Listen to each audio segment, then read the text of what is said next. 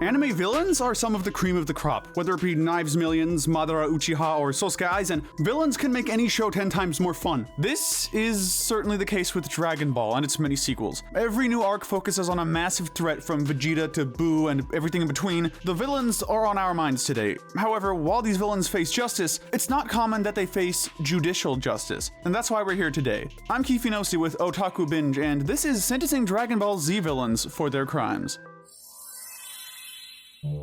As the title suggests, we'll be focusing almost exclusively on Dragon Ball Z. While info from other sources may be included, the main source of our crimes will be from Z. Secondly, we'll be using a mix of Japanese and American laws based on what makes the most sense, especially considering the show takes place on a fictional version of Earth. So we'll be starting off with the first saga in Dragon Ball Z, none other than the Saiyan Saga. The first villain on our list is none other than Raditz. Raditz appears in the very first episode of Dragon Ball Z and makes his appearance known by instantly murdering a farmer. Sure, one could argue that this is self-defense, but Raditz likely knows that he won't be injured by the bullets. See, here's the thing about Raditz, his past along with other members of the Saiyan race. He's a genocidal conqueror who takes over planets under the orders of Frieza. He's committed acts of murder, genocide, and slavery prior to the series. However, even if we don't account for that due to us not seeing it, he's still not out from under the bus. He kidnaps Gohan and then attempts to murder him in retaliation for an attack the boy had done. He slaps Gohan as well, which would be considered child abuse. He tortures Goku when he has an advantage, which shows what kind of a person he is. However, due to his position as merely a grunt in a long-term war, Raditz won't get as big of a punishment. He would be subjected to at least one life sentence in prison, even if that doesn't feel like enough. This is mostly because one could argue that he's just following the orders afforded to him, and many people may not know about the planets he conquers. Sure, the attempted murder and child abuse are bad, but we can't hand out a death sentence just yet. Up next is none other than Nappa. Nappa is Vegeta's second in command, whilst also being partially responsible for his upbringing. Nappa mostly follows Vegeta's orders, but he spends most of his time causing wanton destruction wherever he goes. In fact, upon landing on Earth, he commits mass destruction and murder when he destroys an entire city in a single attack. One could argue he has committed acts of terrorism with the way he destroys things, but without a political bias, it's hard to call it that. Regardless, he commits destruction on a massive scale and murders plenty of people, including heavily important people like Piccolo. He even tries to murder Gohan, who is a 5-year-old child at the time. Nappa is also responsible for acts of genocide and is Vegeta's partner when he commits the act of populicide by destroying Arlia, even saying the planet deserved it. Nappa has always been a man following orders and not giving them, and as such, whilst he will be punished harshly, it won't be as bad as it could be. Nappa would be executed, likely by beheading, or similar to how he died before, killed by Vegeta in some way. The final Saiyan Saga criminal on our docket is the Prince of all Saiyans himself, Vegeta. Vegeta is the prince of the nigh-extinct race known as the Saiyans, a race well known for conquering or destroying planets. Vegeta is a massive threat when he first lands on Earth, but even before then, he commits populicide, killing an entire population in a single attack when he finds them to be less than useful for anything he could want. He commits acts of slavery and false imprisonment through his time in the Frieza Force, capturing whole planets along the way. Even his smaller level crimes are worth mentioning, such as attempted theft and an invasion. Vegeta does change his ways and repents for his crimes, even dying at the hands of Frieza.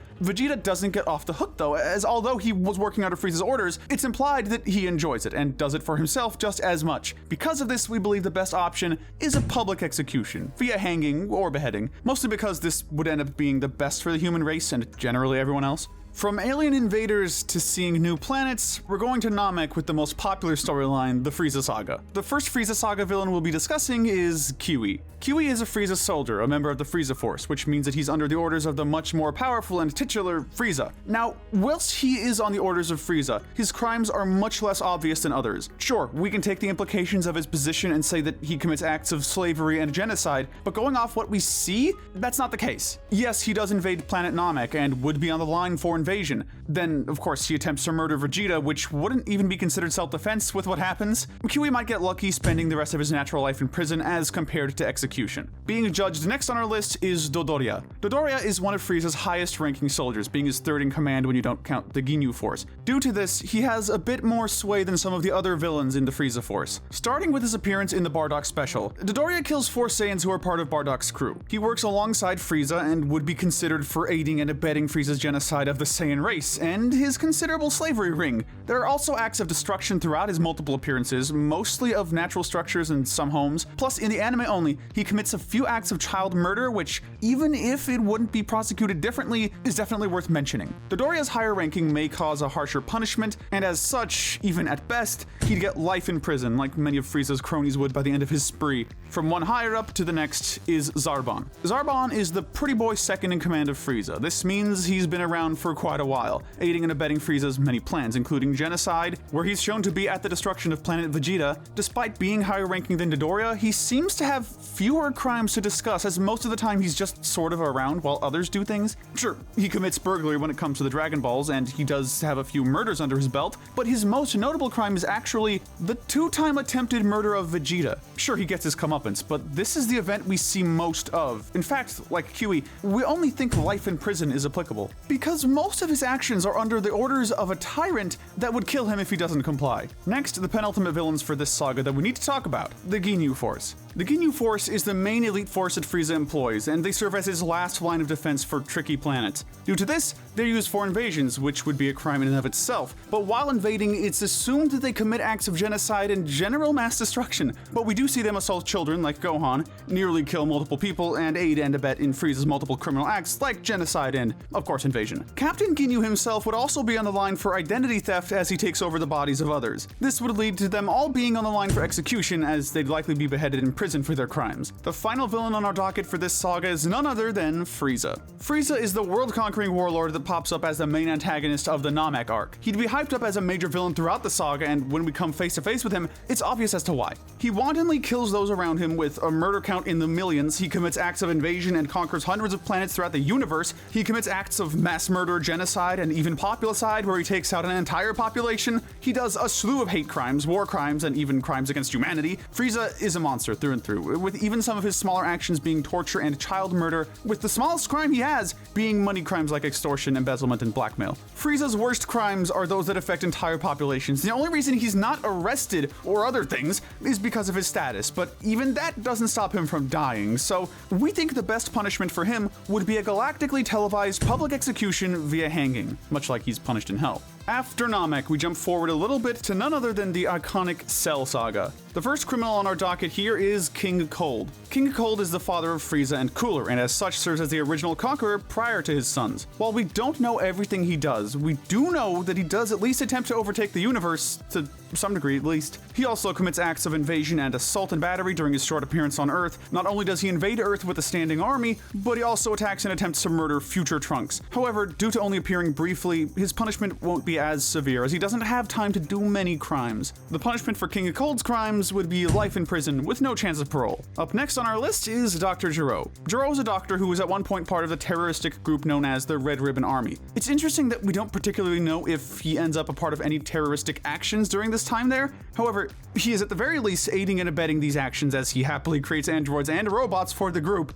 When he pops up in Dragon Ball Z, he makes his presence known by causing mass destruction and attempts to murder Yamcha. He would also be liable for the murders of a few people across town, which we counted in our kill count video. However, the most important crime to note is his unlawful experimentation, as androids 17 and 18 are actually humans who get experimented on. Gero does many criminal actions, including stalking to create Cell, and we think it would be right for him to rot in a prison cell for the rest of his natural life. No parole. The next villains we'll be prosecuting are future androids 17 and 18, who will be prosecuted together. Created by Dr. Gero, androids 17 and 18 are human experiments that awaken in future Trunks' timeline. These two are responsible for droves and droves of murders, from general mass murder to assault and battery of people like future Gohan. They're also responsible for the mass destruction seen in future Trunks' timeline. However, they don't have a lot of screen time, which means the list of crimes for them is quite short. Regardless of this, being executed by firing squad would likely be the most fitting punishment for these two. Up next on our docket are the present versions of androids 17 and 18. Androids 17 and 18, originally Lapis and Lazuli, are humans experimented on by Dr. Gero. Upon waking up, they immediately commit murder by killing Dr. Gero, and then proceed to awaken androids 16, 17, and 18's goal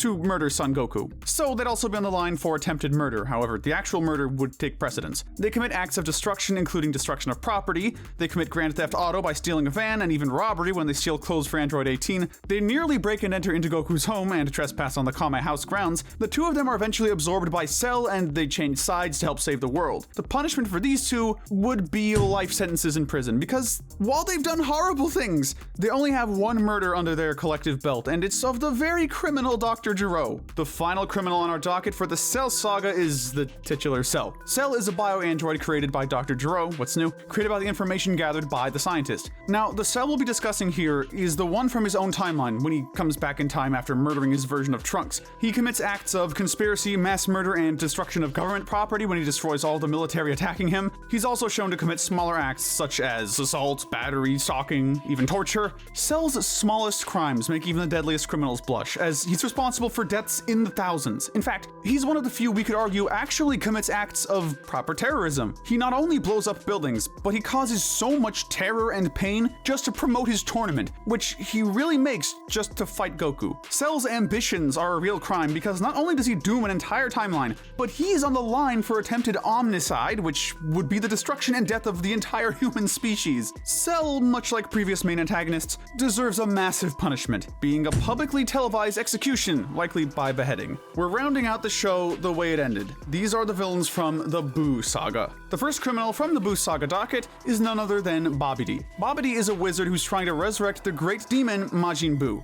To achieve resurrecting this massive threat, he does a multitude of things. He commits acts of murder, including child murder, mass destruction, and would also be on the line for terrorism. In fact, he utilizes his powers to scare everyone into giving up the locations of Piccolo, Goten, and Trunks. His plan with Majin Buu is not only revenge, but an attempted genocide, although this is foiled by Majin Buu himself. Babidi destroys property, commits acts of invasion, and even war crimes. However, his most interesting and unique crimes would be blackmail from the aforementioned threats through mind powers, as well as brainwashing. While we don't really have a brainwashing law, it's highly likely that it would be illegal given the situation. Babidi is the clearest case of using his powers for evil, and logic would dictate he would also be under fire for abuse of power. In fact, we think execution via hanging would be the best choice to punish this little criminal. Up next on the docket is the king of the demons, Dabura. Dabura is the king of hell, but despite his appearance, he actually has only a few crimes under his belt. Dabura is responsible for attempted genocide as he helps Babidi. However, this and his aiding and abetting charge would be under Babidi's brainwashing. Sure, these are heinous crimes for the most part, but because he doesn't do anything outside of this mind control, we can't punish him too harshly.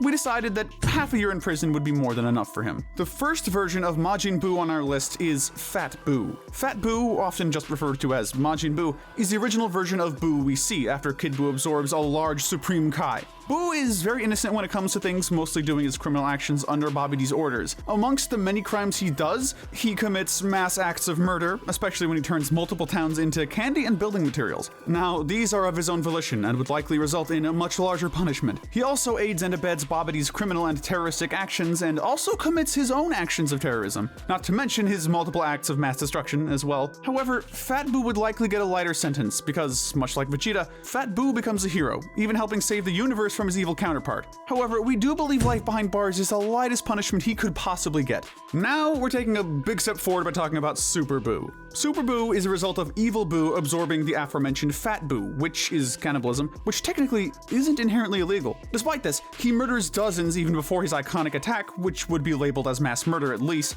but would more likely be referred to as omnicide because the attack kills everyone on Earth save for a select few. Despite that, it doesn't change that he then later murders and abuses children, assaults and attacks those around him, and even commits acts of mutilation like turning Chi-Chi into an egg and stomping on her. In fact, he'd even be on the line for animal cruelty and torture, which goes to show just exactly how evil and criminal Super Buu really is. Super Buu's list of crimes is much longer than Fat Buu's, and because he does all this of his own volition, his punishment would reflect that. He would be punished by being executed via lethal injection, as any other method would probably not work, save for one. The final criminal on our docket for the entire video, we have Kid Buu. Kid Buu is the final evolution of Majin Buu, and while he's not the strongest version of the character, he's definitely the most criminal. He commits acts ranging from run-of-the-mill mass murder to torture and abuse, where he continuously attacks and tortures Fat Buu and others in his path. However, where he really shines regarding criminal actions, that would have to be his multiple acts of deicide, or the murder of gods. He kills and absorbs multiple Supreme Kais before the events of the show. Plus, he also commits multiple counts of municide, which is a term originating from Star Wars,